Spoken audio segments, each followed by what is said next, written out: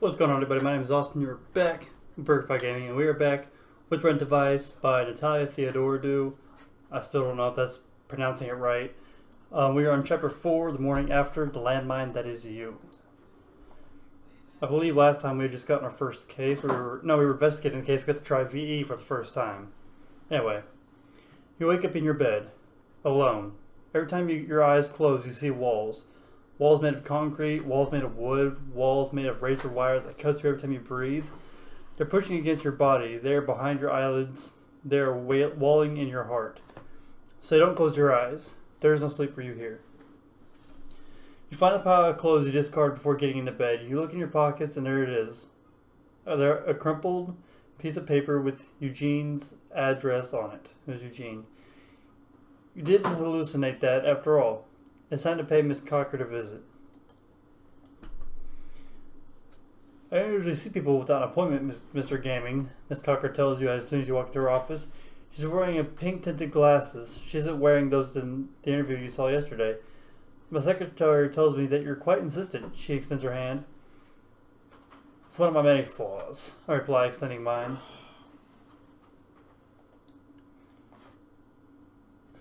Listen to hear me, Eugene says. How refreshing. She squeezes your hand warmly. Eugene gestures. I think it's Eugenie? Whatever. Eugenie gestures toward one of the chairs across from her. Please sit. You do.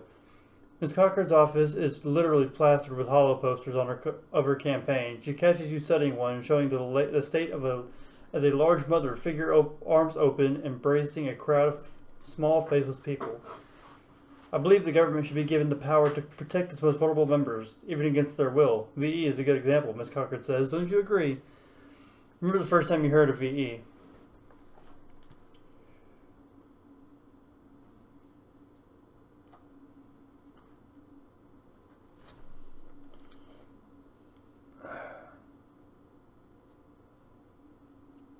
Sorry about that, my eyes itch.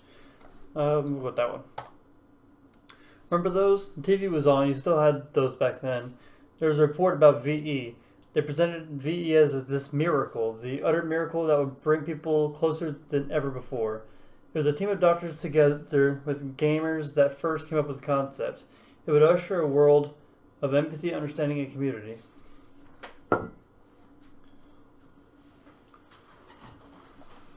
It hasn't yet, but it still might.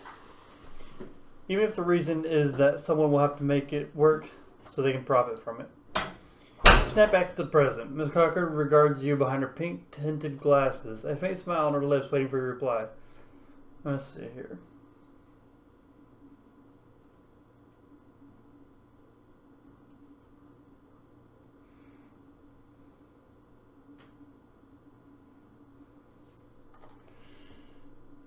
Yeah, let's go with this one. Oh, then why are you here? Yes, why are you here? Following up my lead, I guess. Sorry about that. And what do you tell Eugenie?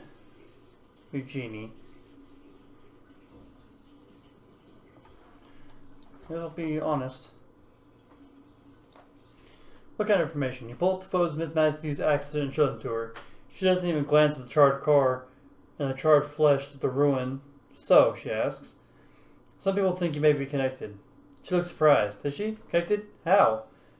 Are you? Who told you I was? That's not important. Have you ever rented a device, Mr. Gaming? Why is this important? Because if you have, you would know that some feeders didn't choose this. Some of them are incarcerated.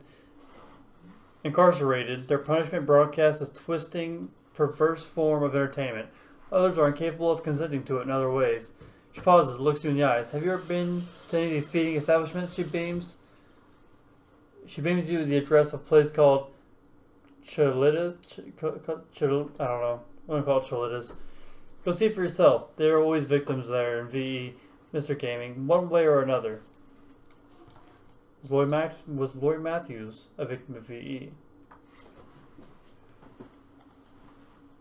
Eugenie smiles. What do you want me to say, Mr. Gaming? I plead the fifth. This isn't the 20th century. She buzzes for her secretary, who appears at the door in an instant. It's clear he's meant to escort you out. Just remember, I'm a good friend to have, Mr. Gamer, Eugenie says as you walk out, but not a very good enemy, she adds. Well, that was a short chapter, so I want to go ahead and continue on. Chapter 5, Childless. Why make good decisions when you can make interesting ones? Good question. Your car arrives at the address where Childless is supposed to be, deep in the meatpacking district. But all you can see is a block of abandoned warehouses. They seem to be old, red-brown brick facades facades smudged with what looks like soot from an industrial era. Long rows of broken factory windows, graffiti on the walls, the old-fashioned spray kind, even not the holograph kind. It would all be perfectly convincing if it weren't for the reinforced steel door with barely disguised hall scanner next to it. You approach the warehouse door and inspect the hall scanner. Then you hear electronic crackle like an aircon coming to life. There are concealed cameras then. You're being watched. Scan your hollow, please. The voice comes out distorted, but you can tell the tone is cautious. After a brief pause, voice adds, that will record your presence here. Think of it as insurance. Don't try anything stupid. You're stupid. Once you touch the hollow to the scanner, door screeches open, revealing a very different building behind it. It's still obvious that the place used to be a warehouse, but it has been upgraded and updated with a lot of latest technology. Hollow printers, self-healing building materials, bioadaptive workstation, military-grade soundproofing. Do you even want to wonder why that feature is necessary? Energy recyclers, the works. This looks like a flourishing, lucrative business, and the woman who runs it, older, smart-eyed, is pointing a gun at you. Not the high-tech kind, just the regular kind, the one with bullets that can shoot you dead.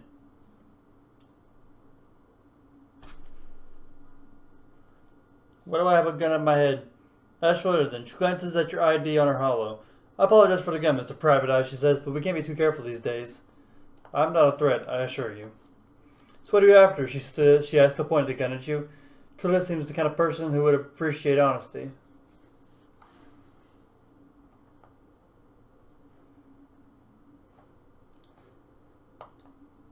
She lowers the gun. It's nice not to have the gun pointed at you anymore, but I don't know what that means. Naivety? I think it means naive or naivety, but I don't know. On display here, it's astounding. It's a wonder people can still trust each other more often than not. Too often for their own good. Fine, she says. She fixes her gaze on you. Her eyes are piercing as she can see right through you. I'll show you around, then we can talk more. She motions you to go further into the facility. Walk with me, talk with me. Anyway, I assume you know the basics of the virtual experience, she says. The variety of experiences on offer is almost limitless, but obviously, she pauses, making a sweeping motion that meant to encompass the entire facility. We offer only indoor experiences here. She points at the printers. One is currently churning out food, and another one has finished printing a range of hooks and nails. Truda stops and points to you, her face serious. How familiar are you with the technology? Any first-hand experience? A little bit. Well, now you know what it looks like from the other side, from our side. You continue to walk toward the warehouse. You stop outside a small dome. There are at least 5 of them. No matter how you feel about rent device, Mr. Gaming, I would ask you to reserve judgment until you've talked to my people. You may think I'm a villain, or you may think I'm a saint, but things are always more complicated than they look. A warning, however, some of this may be hard to look at. Then she pushes the door of the dome open. The inside of the dome looks even smaller because the material it's made of is at least 3 walls thick.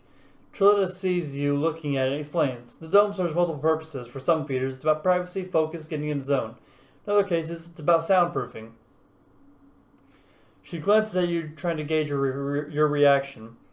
It's also hacker-proof. Lots of people out there who are trying to tap in for free, or to siphon the feeds into other countries that have already rigid legal frameworks against VE in place. The woman is sitting in the middle of the dome. She wears VE equipment similar to the one you saw at the club, but less restrictive in movement. In front of her is a table covered in dozens of dishes, probably produced by printers you saw earlier. She's currently working her way through a bucket of deep-fried wings. There's no way to tell whether that's chicken or not, but probably not. Her movements are slow, her gaze unfocused, as if she's somewhere far, far away. Tolita unhooks a helmet from the next panel of the entrance. This is Sendra. You can tap in if you want. We use this monitor process. These helmets are rigged to prioritize cognitive function over physical sensation. My bad. Wonder that Fitter's thought process or that is, a blurry one, but still, sometimes we have to pull people out if they push themselves too far. Also, Syndra is in the middle of a level 3 experience right now, so it may not be entirely pleasant, especially if you're not used to that sort of thing. I'll put it on a helmet, fuck it. Chilla unhooks a second one for herself. You both log on. There's an instant euphoria. It floods your body. It travels up your spine, down your arms, and makes your fingers tingle. But there's something else. You know this woman now. You know her bones. Or you know her in your bones. The euphoria is like a curtain, hiding a host of other sensations and feelings behind it. There's pain, too. Your stomach feels overfull, distended. Even when the pain itself conceals something else. As if the food makes its way down your throat and your tingling fingers stuff another bite into your mouth, you can feel your mind, Syndra's mind, peeling back the curtain of pain to reveal the numbness behind. And then, when you think there's nothing more to see, nothing more to feel, numbness is peeled away too. And behind it, Chilla yanks your helmet off. I think that's quite enough. Is she going to be okay? Chilla glances at Syndra. She finishes off the bucket of wings and moves onto a bowl of spaghetti covered in thick red sauce. She'll be fine. You can talk to her later if you want. Shall we move on? Ugh. Chilla leads you to one of the other domes near the very back of the warehouse and pushes the door open. What about other domes, you ask? There are feeders in all of them, and not all of them are public about their work. Syndra and Mike here are both visible and vocal about VE because they play a big part in our efforts to legalize the industry, which would protect feeders from exploitation and give them security and dignity. Not everyone is in a position to do that kind of work. Some of the people who work here have been victimized repeatedly or vulnerable in other ways. Believe it or not, VE is a place where they can feel safe and be rewarded for whatever they choose to do. These people need my protection more than others, so I'm afraid you won't be meeting them today. Her tone is final. There's obviously no point arguing or debating with her right now. So, ready? She walks into the dome. The dome is identical to the one before, except for the paraphernalia surrounding the man seated in the middle. Mike nods as you soon walk in. Plus somebody's calling me. Then he goes back to arranging his tools on the tray in front of him. Knives, razors, hooks, a scalpel. On the right next to him gauze, disinfectant, and a stack of what looks like strips of human skin. What are those? You ask, pointing at the strips. Second skin, Chilla says. Artificial human skin tissue. It expedites healing and minimizes scarring. I'm ready, Mike says. Chilla points at the helmet hanging next to the door. So, you may have guessed what Mike here offers. I understand this too may be disturbing. No, I'm done, right? Chilla nods and passes you the helmet before she puts on her own. And then, just like that, you're in. Your heart is beating fast and your mind is focused, razor sharp, and you know what you have to do. The pain as the skin on your forearm tears comes not as a wave, but a thing itself. Present and undeniable, like a sentence that is delivered whole, already complete. The movement of the first word is uttered. It is completeness that dulls other pain, older and deeper. You're worried about something. You, Mike. Mike's worried about something. Someone. A child? What is that? I don't know.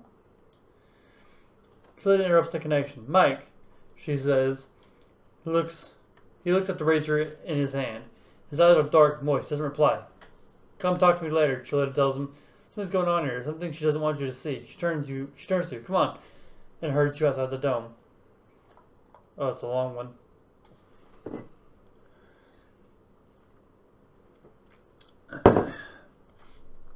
Alright. Once outside, Chilla leads you to the main area near the entrance of the warehouse. So, I've shown you more than most people ever get to see. She walks to one of the printers and gets herself a coffee. She doesn't offer one to you. Why are you really here? I'm working a case. I have my suspicions. You tell her what you know, briefly.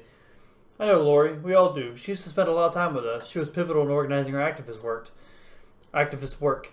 She looks at you in the eyes. So you understand why we are all eager to work with you, knowing that you are trying to find out what really happened to her. Is there anything to find out, though? Her partner, Miss Ferreira, hired me based on some pretty unbelievable stories. That it wasn't suicide. Maybe even she's not really dead at all. Have you met Eugene Cockenbergify? You haven't told Chilla that you're meeting with the Ethel politician. Perhaps it's better to keep it that way for now. I know of her, you replied, but no, can't say we've met.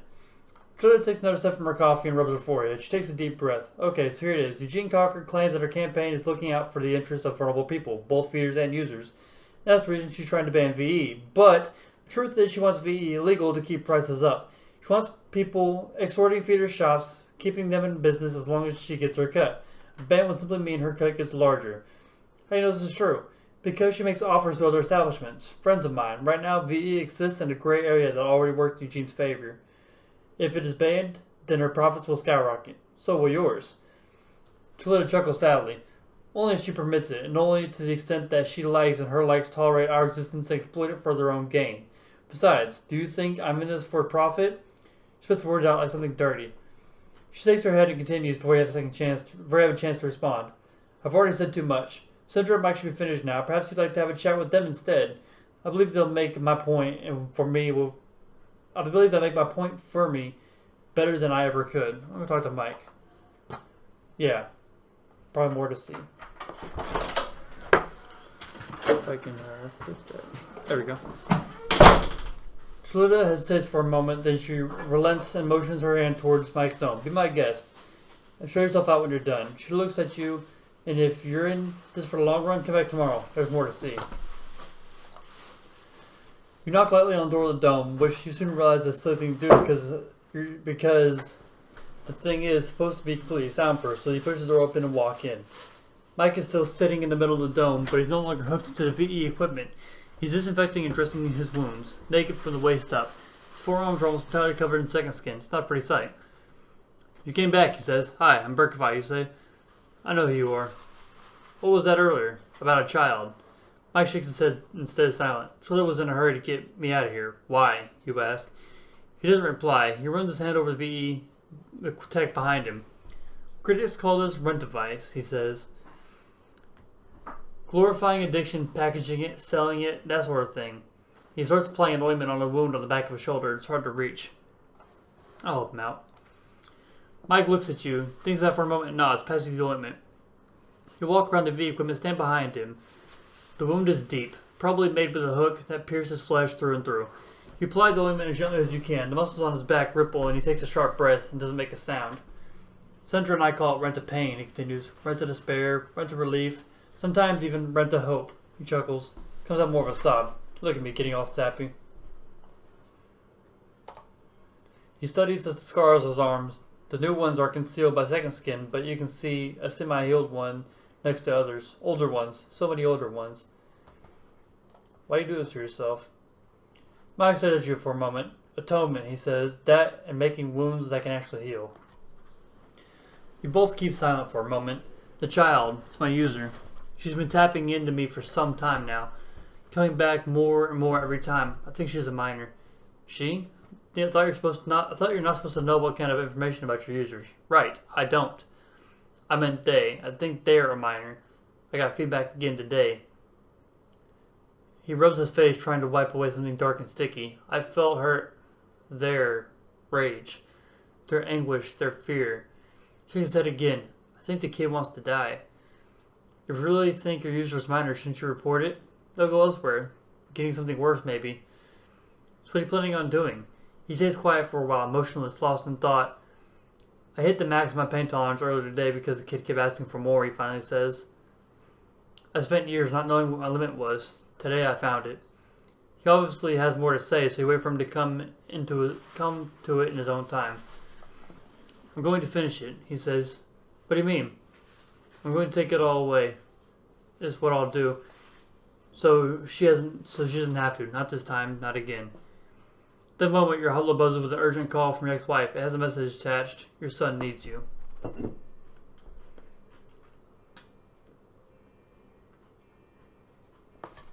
Oh, man. This is a dilemma.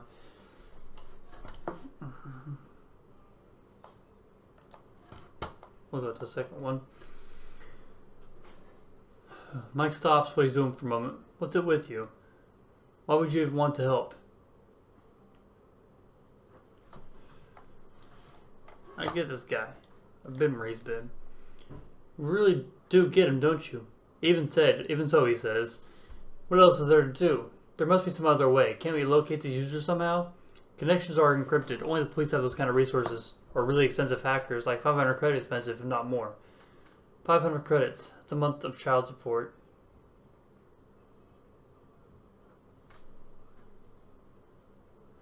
I can ask around. You leave Mike in the dome and go outside to make some calls. You rack your brain in your contacts list to find a name you're looking for. Zola, a hacker girl. You knew when you were younger. You liked each other well enough way back when, but then life happened and you lost track of her. The number you have has been disconnected. You call everyone you know and trust trying to find a way to contact her. Then you call their friends and their friends' friends. And you manage to find someone who knows her. Zola? Oh wow, you haven't heard? Her what? She OD'd ages ago. No, I hadn't. I'm sorry. You were friends? No, not really. Sorry to be the one that gives you the bad news anyway. Well, that sucks. You're going back into the dome to let Mike know you failed and can't find anyone who has resources to get the kind of information. It's alright, Mike says. At least you tried. Try to physically stop him. You try to tear Mike away from the VE chair, but you know your effort is doomed from the start. There's no way you can overpower this guy. Come on, Mike, you say. Don't do this. You start to say something else, but he raises his hand to stop you. There's nothing you can say or do that will convince me not to do this, Berkify. It's okay, really. He finishes hooking himself into the VE equipment, and he turns to you. It's best you leave now, he says. Once in your car, you pull up your hollow. There's a missed call from ex-wife as the message reads, "Where the hell are you?" You call back. You call again and again, but there's no answer. Alright, and that's going to be the end of this episode because now we're at 20 minutes, so that's fine. So, yeah, I think we actually had our first encounter as a feeder, you know, or as a feeder. So yeah, instead of us just experiencing it, I think we finally became one giving it to them. So, as always, if you like this video, please like, subscribe. If you have suggestions, gameplay tips, comments, put in the comment section below, and I will see you all in the next episode.